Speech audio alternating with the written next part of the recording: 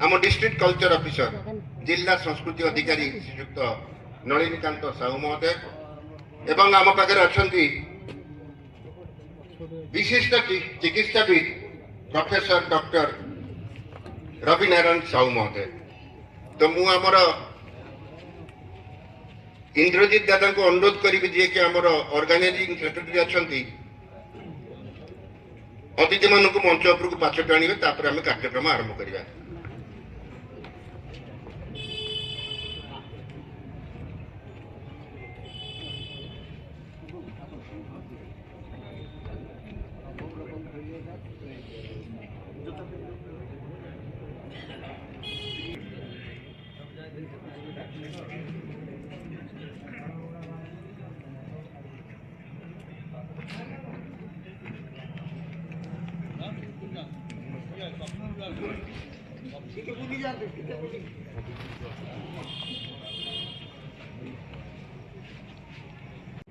परंपरा अनुजाई प्रभु जगन्नाथ पाखे प्रदीप प्रज्वलन कर आज कार्यक्रम आरंभ करने को अतिथि मान अनुरोध करुच्ची।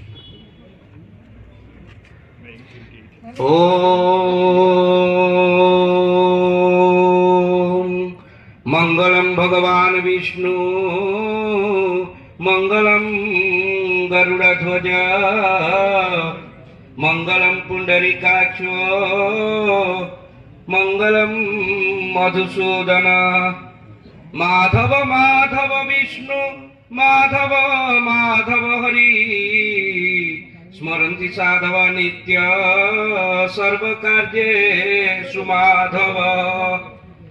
ओम दीपं ज्योति परम ब्रह्मं दीपं ज्योति जनार्दनं दीपं ज्योति हरेत् पाप संध्या दीपो नमस्तुते नीलाचल निवासाय नित्याय परमात्मने बलभद्र सुभद्राभ्यं जगन्नाथाय ते नमः। ओम कदाचित् कालेन्दि तट विपिन संगीत करुगो मुदा विरिनारी वदन कमला स्वाद मधुप।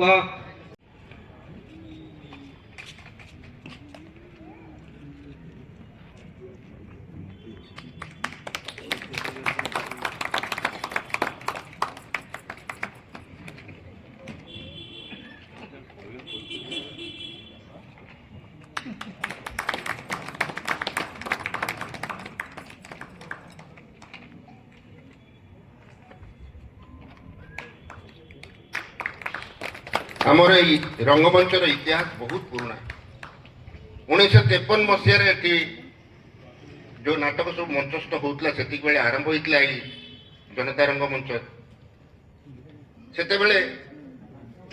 प्रभाई भी जानी कहते सी निजे देखा भी आसमर इतिहास जहाँ अच्छी गोटे गोटे नाटक 100 दिन धरी भी किंतु रंगमंच भांगी जीवा कलाकार माने चलचित्र को पलैबा बा कलाकार माने दुनिया चली जावा परे रंगमंच पूरा निश्चिन्न हो जाइतिला किंतु बहुत चेष्टा करी वर्तमान बोधे अच्छी आलियापा अन्नपूर्णा थिएटर को चलते मसरे 2टी नाटक होची आमे भी एटा जनता थिएटर वर्तमान चाहूँ प्रत्येक मसरे गोटे नाटक करने आम मैंने करुचु किंतु यही खरा दिन बा शीत दिन वर्षा दिन आमर कर सुजोग ना कहीं वर्षा दिन ये संपूर्ण टेंट बांधे गोटे टेंट बांधे दिनक से 50 ରୁ 60 हजार टका नौ थे दी थर कर अंटा भांगी जाइनु तेणु डिसाइड करूँ कि वर्षा आसवा पर्यंत आम नाटक जारी रखू जदि प्रभु जगन्नाथ चाहती आम जो चेष्टा लगिचु आम यही खंडिक पड़ जाए ताले वर्षा दिने भी नाटक हो पार तेबे जेहेतु कला विकास केन्द्र ट्रस्टी ये उपस्थित अच्छा जो कलाकार माने सृष्टि होती जो मंच पाइचु 2 पद निश्चय शुणा ଜୟ ଜଗନ୍ନାଥ। ସମସ୍ତଙ୍କୁ ନମସ୍କାର। ଖାଲି ଚେରକୁ ନମସ୍କାର। ମୋର ମନେ ପଡୁଛି ମୋର ପିଲାଦିନ କଥା। ଆମେ ଆସୁଥିଲୁ ବାପାଙ୍କ ସାଙ୍ଗରେ ଟଣା ରିକ୍ସାରେ, ସରିଲା ପରେ ଛିଡ଼ା ହେଉଥିଲୁ କେମିତି ରିକ୍ସା ଆସିବ କେମିତି ଯିବା, ବହୁତ ଆନନ୍ଦ ପାଉଥିଲୁ। ଏବେ ପଢ଼ିଥିଲି ଆମର ପିଲାଦିନ ଗାଁରେ ସବୁ ମାଟି ଘର ଥିଲା, ବହୁତ ଆନନ୍ଦ ପାଉଥିଲୁ। ବସିବାକୁ ସୋଫା ନଥିଲା, ଖଟ ପଡ଼ିଥିଲା, ଦୂରତା କିନ୍ତୁ ଦୂରେଇ ଯାଉଥିଲା ଆମ ପାଖରୁ। ଖଣ୍ଡେ ଖଣ୍ଡେ ସମ୍ପର୍କ ବଜାୟ ରଖିଥିଲୁ। ଗୋଟିଏ ଆସିଲା ପରେ ମୁଁ କହିପାରୁନାହିଁ, ମୁଁ ଅତି ଗୋଟେ କଥା କହିବିନି, ମୋ ଅନ୍ତର ଆସୁଛି। ପ୍ରକୃତ ତାକୁ ବଞ୍ଚିବା କ'ଣ ସହଜ କଥା?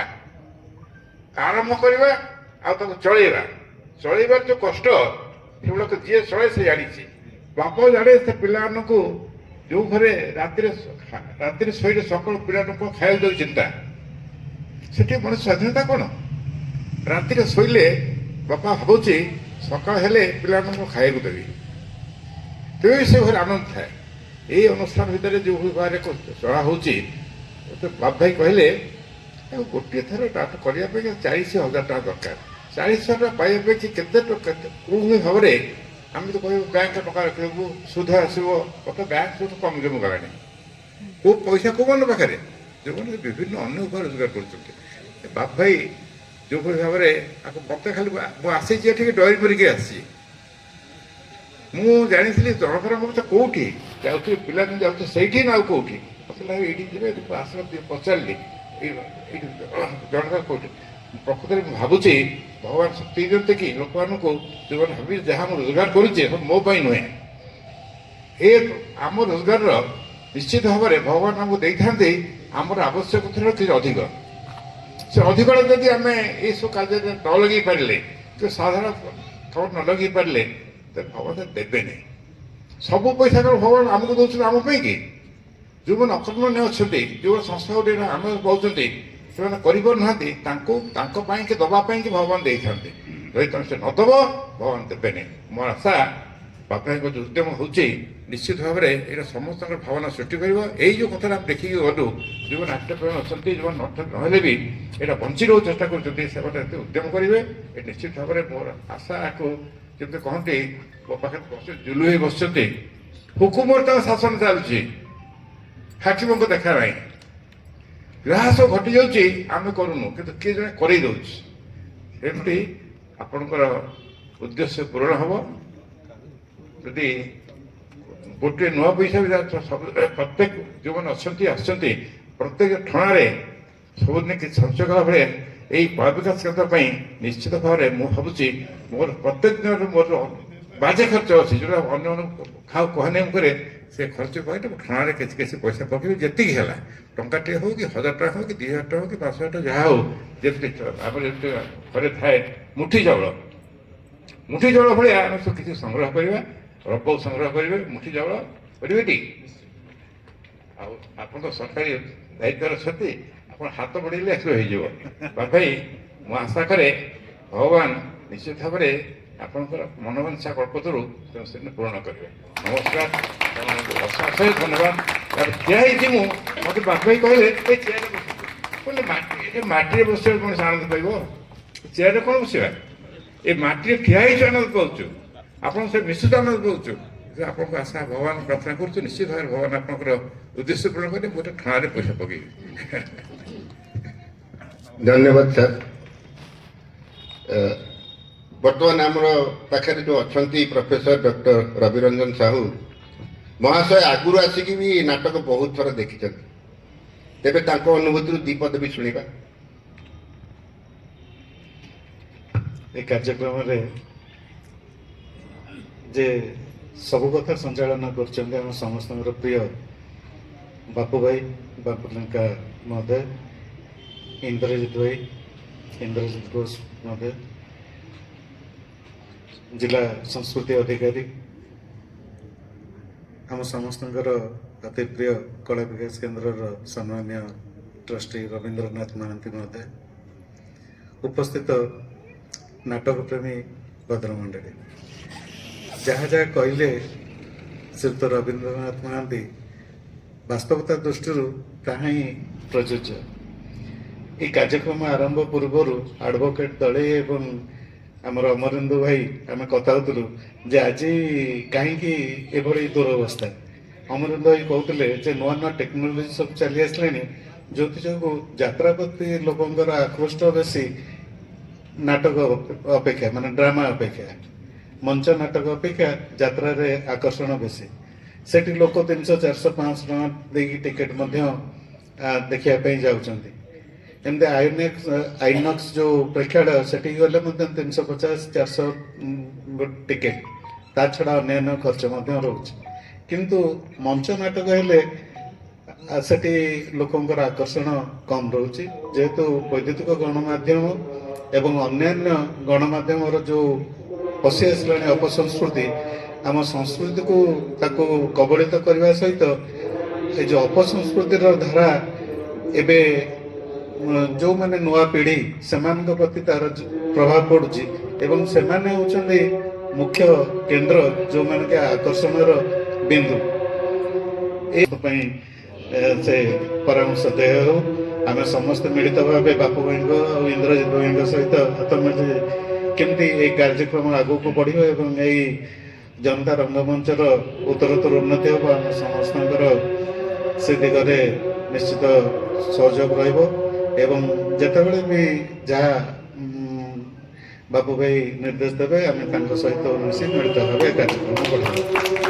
ଏ ଅବସରରେ ଆଜିର ଯୋଉ ନାଟକ ତା ସମସ୍ତଙ୍କ ପାଇଁ ନିଶ୍ଚିତ ବହୁତ ଆକର୍ଷଣୀୟ ହେବ ଏବଂ ଯୋଉମାନେ କଳାକାର ସେମାନଙ୍କର ଉଜ୍ଜଳ ଭବିଷ୍ୟତ କାମନା କରିବା ସହିତ ଆପଣ ସମସ୍ତଙ୍କର ସୁଖ ଶାନ୍ତି ସମୃଦ୍ଧି କାମନା କରି ରହୁଛି। ନମସ୍କାର। ବନ୍ଦେ ଉତ୍କଳ ଜନନୀ। ଧନ୍ୟବାଦ ସାର୍। ଆପଣ ଯୋଉ କହିଲେ ଯାତ୍ରାକୁ ଟିକେ ଲୋକ ଭଲ ପାଉଛନ୍ତି ଆଉ ନାଟକକୁ ଭଲ ପାଉନାହାନ୍ତି, ପ୍ରକୃତରେ ଭୁଲ କୋଉଠି ରହୁଛି? ଯାତ୍ରା ଯାହା, ନାଟକ ସେଇଆ। ଏଇ ନାଟକ ହିଁ ସେଠି ଯାତ୍ରା ପରିବେଷଣ ହେଉଛି। ସେମାନେ କ'ଣ କରୁଛନ୍ତି ନା ପ୍ରବଳ ପଇସା ଖର୍ଚ୍ଚ କରି ତାକୁ ସିନେମା ଭଳି କରୁଛନ୍ତି। ଆମେ ବି ଏଇଠି ଗୋଟିଏ ନାଟକ କରିଥିଲୁ ଏକ୍ସପେରିମେଣ୍ଟାଲ ବେସିସରେ। ଆପଣ ଆସିଥିଲେ।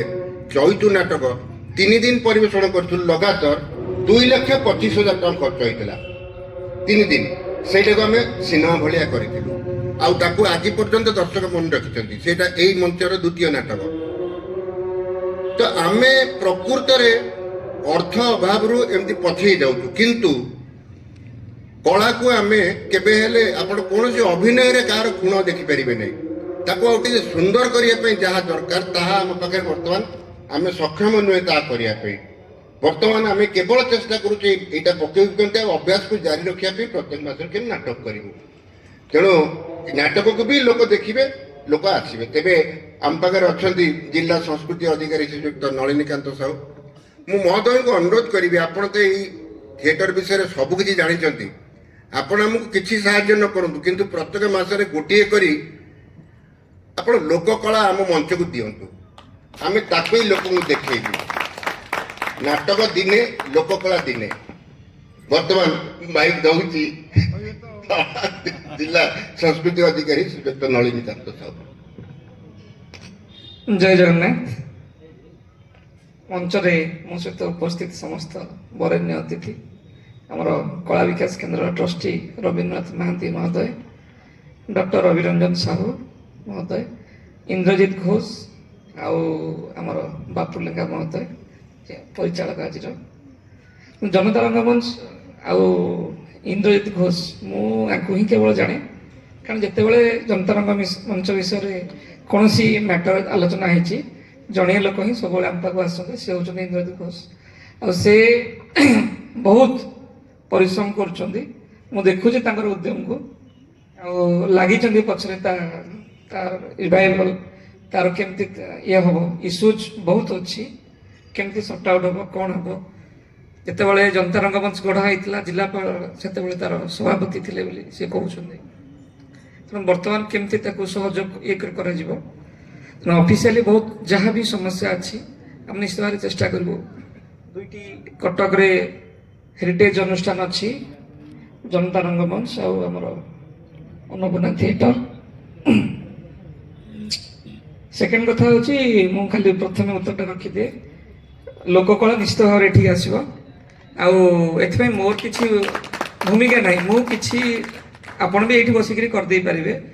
ଆମର ଏବେ ଏତେ ସୁନ୍ଦର ଫେସିଲିଟେଡ୍ ହେଇଯାଇଛି। ଗୋଟିଏ ସରକାରଙ୍କୁ ପତ୍ରଟେ ଲେଖନ୍ତୁ, ଅନଲାଇନରେ ଆପଣଙ୍କର ଯେଉଁ ସିଷ୍ଟମ୍ ଅଛି, ଆମର ଗୋଟେ ଗଭର୍ଣ୍ଣମେଣ୍ଟର ପୋର୍ଟାଲ ଅଛି କଲଚରାଲ ଟ୍ରୁପ୍ ମ୍ୟାନେଜମେଣ୍ଟ ସିଷ୍ଟମ୍, ସେଇଠି ବସିକିରି ଆପ୍ଲାଏ କରନ୍ତୁ। ପ୍ରତି ମାସରେ 2ଟି ଟିମ୍ ଏଠି ମାଗନ୍ତୁ, ସେ ଅଟୋମେଟିକାଲି ଦେବେ। ତାକୁ ଆମେ ସାର୍ଟିଫାଇ କରି, ଏତିକି ଆମ କାମ। ଆମେ ଏଇଟା ହେରିଟେଜ ଅନୁଷ୍ଠାନ, ଏଠି ଦେଲେ ଭଲ ଆଉ ଗୋଟେ ନିଶ୍ଚିତ ଭାବରେ ଦିଆଯାଉ, ଏତିକି ରିକମେଣ୍ଡ କରିଦେଇ ପାରିବୁ। ଆଉ ଏଇଟା ଅଟୋମେଟିକାଲି ଆସିବ, ସେ ସୁବିଧା ମଧ୍ୟ ଆମେ କରିଦେବୁ। କିନ୍ତୁ ଆପଣ ନିଜେ କରିପାରିବେ, ମାନେ ଏତିକି କଥା ହେଉଛି। ସାହାଯ୍ୟ ଆମେ କରିବୁ ନିଶ୍ଚିତ। ନିଶ୍ଚିତ ଆପଣ ଲୋକକଳା କରନ୍ତୁ, ତାପରେ ପରେ ଆକ୍ଚୁଆଲି କହିବାର କଥା ହେଉଛି କ'ଣ, ଯାତ୍ରା ଆଜି ଏଣ୍ଟରଟେନିଂ।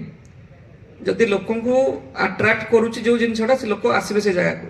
ତେଣୁ ଆମେ ଭାବିବା ଯେ ଆମେ କ'ଣ ଗୋଟେ ଆଟ୍ରାକ୍ସନରେ କେଉଁଠି ଗୋଟେ ଆମର ଇଏ ରହୁଛି, ସେମିତି ଲୋକକଳା କି କିଛି ଆକ୍ଟିଭିଟିଜ୍ କଲେ ନିଶ୍ଚିତ ଭାବରେ ଆଟ୍ରାକ୍ସନ୍ ସେଇଟା ଭିଡ଼ିବ ଲୋକଙ୍କୁ ଇଏ କରିବା ପାଇଁ। ଆଉ ବାକି ରହିଲା ସଂସ୍କୃତି କଥା। ସଂସ୍କୃତି ଆଉ ଅପସଂସ୍କୃତି ଆପଣମାନେ ସବୁ ଜାଣିଛନ୍ତି। ସଂସ୍କୃତିଟା ସବୁବେଳେ ଗୋଟେ ମାନେ ପ୍ରବହମାନ ଧାରା।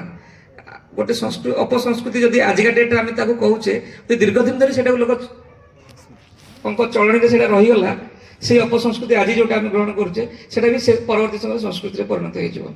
ତେଣୁ ଏଇଟା ଆଜି ଯୋଉଟା ଆମକୁ ଟିକେ ଅବାଗ ଲାଗୁଛି, ଆଉ 10 ବର୍ଷ ପରେ ହୁଏତ ସେଟାକୁ ଭଲ ଲାଗିପାରେ, ଆଉ 20 ବର୍ଷ ପରେ ଆହୁରି ସେଟା ଆମେ ସେତେବେଳେ ଏମିତି ଥିଲା ହେଇଥିଲା।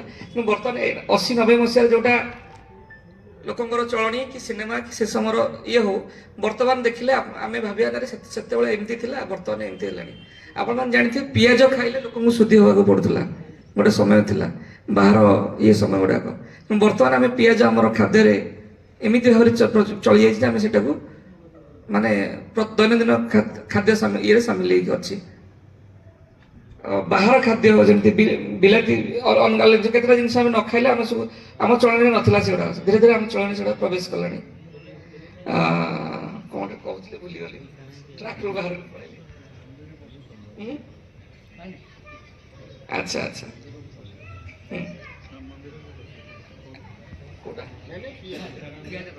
ମନ୍ଦିରରେ ପଶୁନି।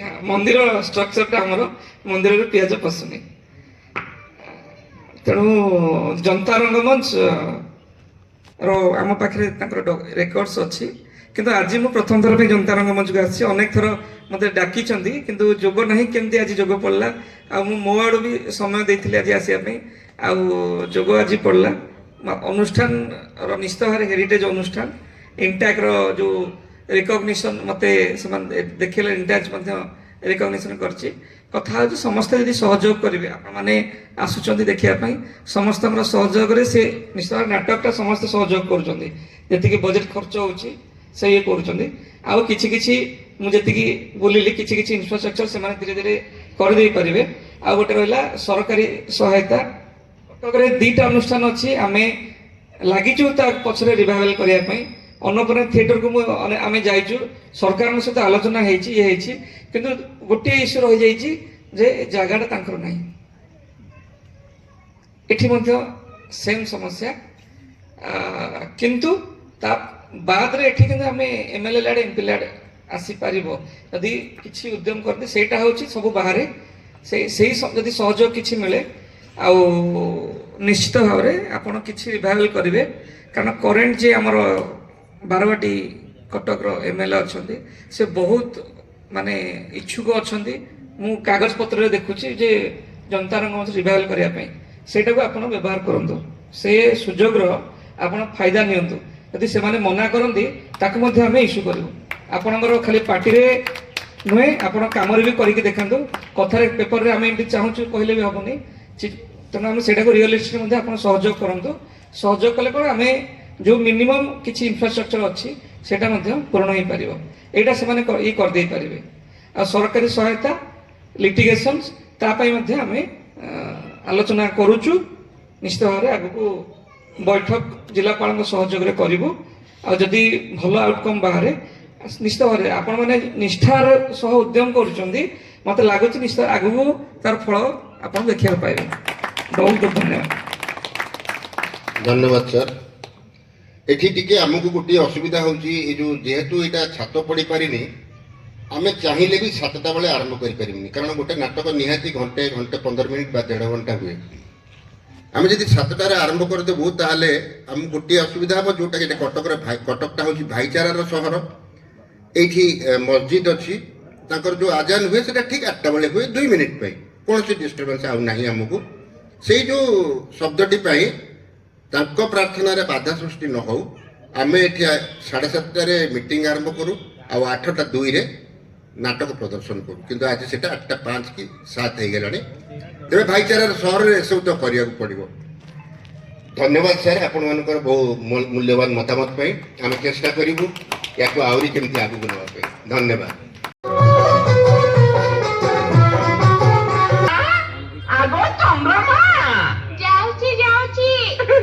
ଏଡେ ସୁଆଗିଆ ଡାକ ଆଜି କାହିଁକି ବା? କଥା କଣ କି? ଦେଖିଲୁ ଚନ୍ଦ୍ରମା, ଏ ବେଶ ମତେ କେମିତି ଲାଗୁଛି? ତମେ କଣ ଏଇ ନକଲି ଦାଢି ମିଶ ଗେରୁଆ ପୋଷାକ ପିନ୍ଧିଲଣି? ପୁଣି କୋଉ ତୀର୍ଥକୁ ଗମନ କରିବ ନା କଣ ମ? ସାଙ୍ଗରେ କିଏ ଯିବ ଜାଣିଛୁ? କିଏ? ମୋର ପ୍ରାଣପ୍ରିୟା ମନମୋହିନୀ ଚନ୍ଦ୍ର ଆଉ ମୋର ଭକ୍ତ ଶିରୋମଣି ନିଧିଆ ଓରଫ ନିଧିରାମ। ଏବେ ପରା ଏତେ ଆଡେ ବୁଲି ବୁଲି ଦିନ 2ଟା ହେଇନି ମଠକୁ ଫେରିଛ, ପୁଣି ଯିବାକୁ ମନ ବଳେଇଲଣି? ମୁଁ ଯିବିନି, ମୁଁ ଏଇଠି ରହିବି ମଠରେ। ସେ କଥା ଜମା କହନା, ରାଜହଂସ ଗମନାଲୋ, ଯିବୁ ତୁଇ ସାଙ୍ଗରେ ମୋର। ସେ କଥା ଜମା କହନା, ରାଜହଂସ ଗମନାଲୋ। ମୋର ଏଡେ ସୁନ୍ଦରିଆ କୋରା ତକ ରୂପ ସେ ଗେରୁଆ ଲୁଗାରେ ପୁରା ଲୁଚି ଯାଉଛି। ହବାକୁ ପ୍ରକୃତରେ ଯୋଗ୍ୟ। ହଉ ଯା, ଇଏ ସୋରିଷ ବାଟ ଦେଇକିରି ଶୁଖୁଆ ଝୋଳ କରି ଭାତ ବସେଇ ଦେ। ଆଜି ଯେମିତି ହେଲେ ଧନ୍ଦାକୁ ଯିବାକୁ ପଡିବ, କାରଣ ମାଲ ପାଣି ପୁରା ଶେଷ ହବା ଉପରେ ରେ। ହଉ ମୁଁ ତାହେଲେ ରୋଷେଇ କରିବାକୁ ଚାଲିଲି ଫକୀରେ।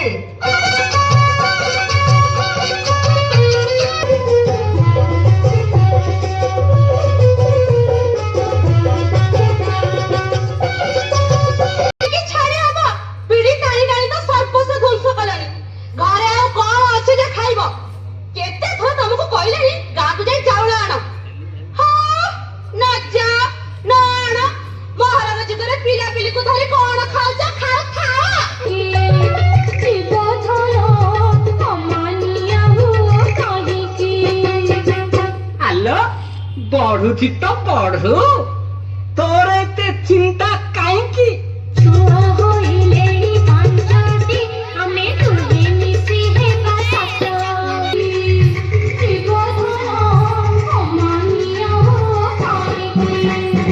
ସେଇଥିପାଇଁ ତ ମୁଁ କହୁଛି, 5ଟା ଛୁଆ ମା ହେଲଣି, ଯେ ଫେସନ ଏମିତି ଟିକେ କମ।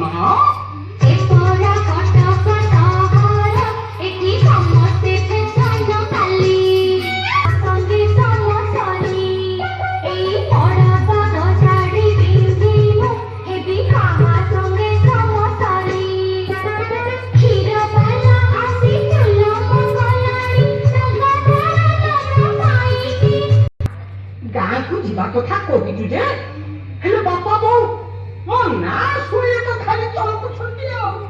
ତା ଛଡା ଯାହାର ଜାଗା ସୁଧା କୋଠେଇ ଆମ ବୁଢା ବୁଢୀଙ୍କ କାନରେ କି ମନ୍ତ୍ର ଫୁଟିଛି, କେବେ ଧାନ ଚାଉଳ ବାବାଙ୍କ ନାଁ ଧରୁନାହାନ୍ତି ଆଉ। କଣ କରିବି କହିବୁ? ଯାହା ହେଲେ ବି ତମେ ଏଥରକ ଯା, ଧାନ ଚାଉଳ କିଛି ନହେଲେ ପୁରା ଏକାଦଶୀ କରିବାକୁ ପଡିବ, ବୁଝିଲ? କହୁଛୁ ଯଦି ତୋ କଥା ମାନି ଯାଉଛି। ଘର ଦ୍ୱାର ପ୍ରତି ନିଘା ରଖିଥବୁ, ବାହାରକୁ ମୋଟେ ବାହାରିବୁନି। ମୁଁ ଯାଉଛି ଚମ୍ପା, ଘର ଦ୍ୱାର ଲାଗିଲା। ହେ ମା ପେଟି ଠାକୁରାଣୀ, ଆମ ଗୁଲୁରି ବାପାଙ୍କୁ ତୁ ଏକା ଭରସା ଲୋ ମା, ତୁ ଏକା ଭରସା। ଭଲରେ ଭଲରେ ଧାନ ଚାଉଳ ଗଣ୍ଡେଇ ନେଇ ସେ ଫେରି ଆସନ୍ତୁ। ତୋ ପାଖରେ ଗୋଟେ ଘିଅ ଦୀପ ଜାଳିବି ଲୋ ମା। ଆମରି ଘର ଆଡେ ଆସୁଛି ତ, ହେ ଯା ହଉ ବାବାଙ୍କ ଦର୍ଶନ ପାଇବି, ଜୀବନ ମୋର ଧନ୍ୟ ହବ। কোথায় গেল রাধিকা গো, দাও দর্শন।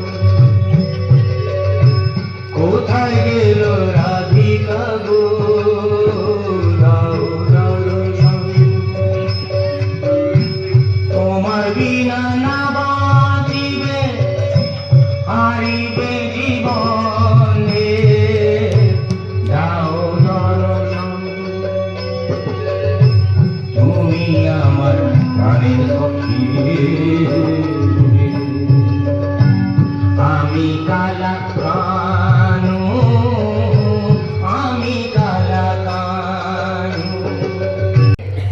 କହିଲେନି ପରା।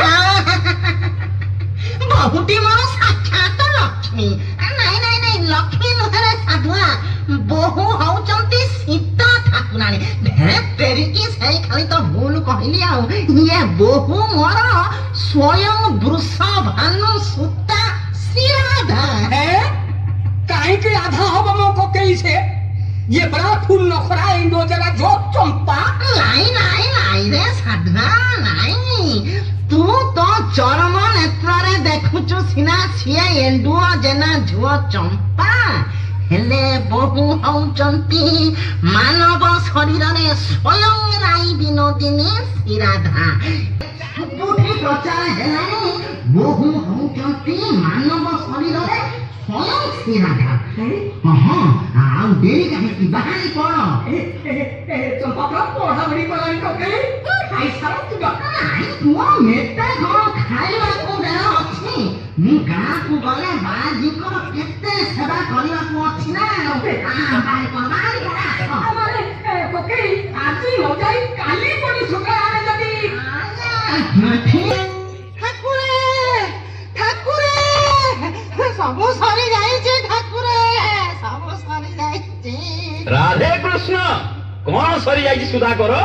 ତୁମେ ଖୁବ ବ୍ୟସ୍ତ ଜଣା ପଡୁଛ। ଜାଗାରେ ରହିଛି ହେଲେ ଭିତରେ ନାହିଁ। ଭଗବାନ ଯାହା କରନ୍ତି ପ୍ରାଣୀର ମଙ୍ଗଳ ପାଇଁ। ସେ ଧନ ଚାଲିଗଲା।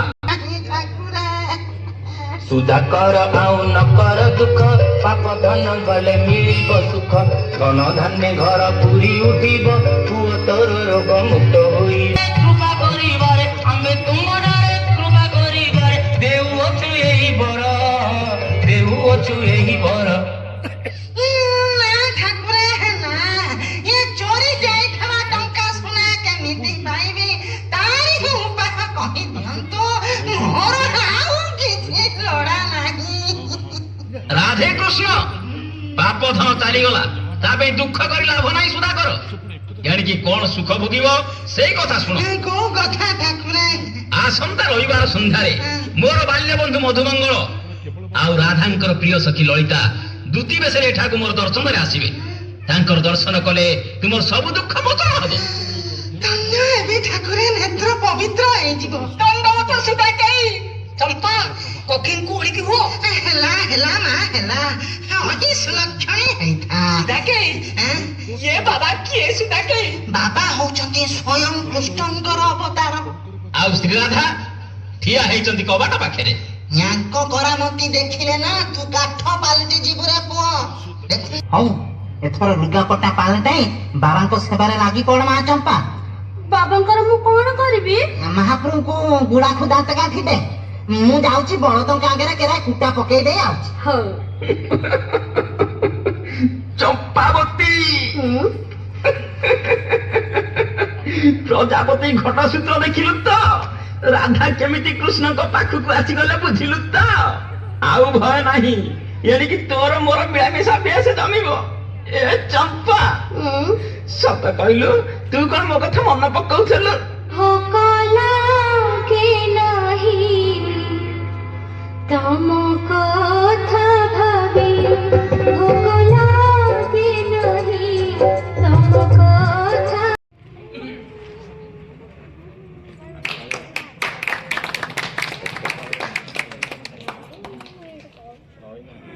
ବର୍ତ୍ତମାନ ଶ୍ରୀଯୁକ୍ତ ଅନନ୍ତ ଦାସଙ୍କୁ ସମ୍ମାନିତ କରିବା ପାଇଁ ମୁଁ ଅନୁରୋଧ କରିବି ପ୍ରଫେସର ଡାକ୍ତର ରବିରଞ୍ଜନ ସାହୁ ମହୋଦୟଙ୍କୁ।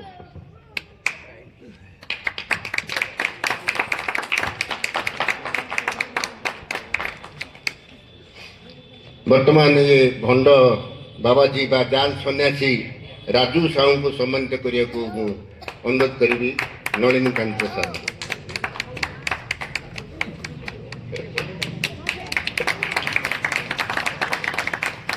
ବର୍ତ୍ତମାନ ସମ୍ମାନିତ ହେବେ ଚିନ୍ମୟ ଛାଟୋଇ।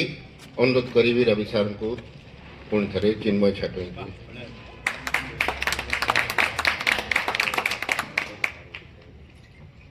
ବର୍ତ୍ତମାନ ସାର୍ଟିଫିକେଟ୍ ପାଇବେ ସୋମଜିତ ସେଠୀ।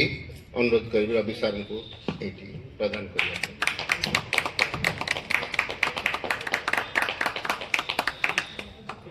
ବର୍ତ୍ତମାନ ଶ୍ରୀଯୁକ୍ତ ନକୁଳ ଓଝାଙ୍କୁ ସମ୍ମାନିତ କରିବେ ଆମର ଜିଲ୍ଲା ସଂସ୍କୃତି ଅଧିକାରୀ ଶ୍ରୀଯୁକ୍ତ ନଳିନୀ ସାର୍।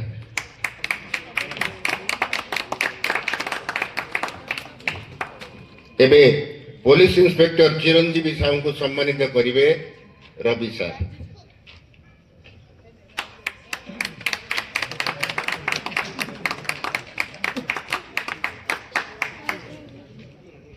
ଏବେ ଶ୍ରୀଯୁକ୍ତ ବିଶ୍ୱମୋହନ ବାରିକ ଚେଲା ତାଙ୍କୁ ସମ୍ମାନିତ କରିବେ ନଳିନୀକାନ୍ତ ସାର୍।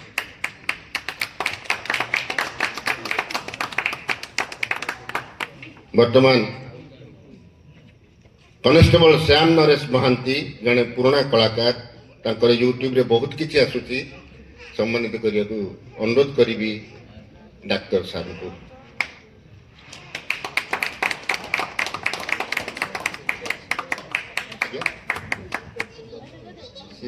ନା ଆମର କିଛି ନାହିଁ ନା, ଏତେ ଅସୁନ୍ଦର ଜିନିଷ କଣ ଦେଖେଇବା? ଭିଡ଼ିଓ ହଉଛି ନା ଆମର, ସବୁର ଭିଡ଼ିଓ ହଉଛି, ସବୁର ଭିଡ଼ିଓ ହଉଛି। ନା ନା ଭିଡ଼ିଓ ହଉଛି ନା, ସବୁର ଭିଡ଼ିଓ କରୁଛି।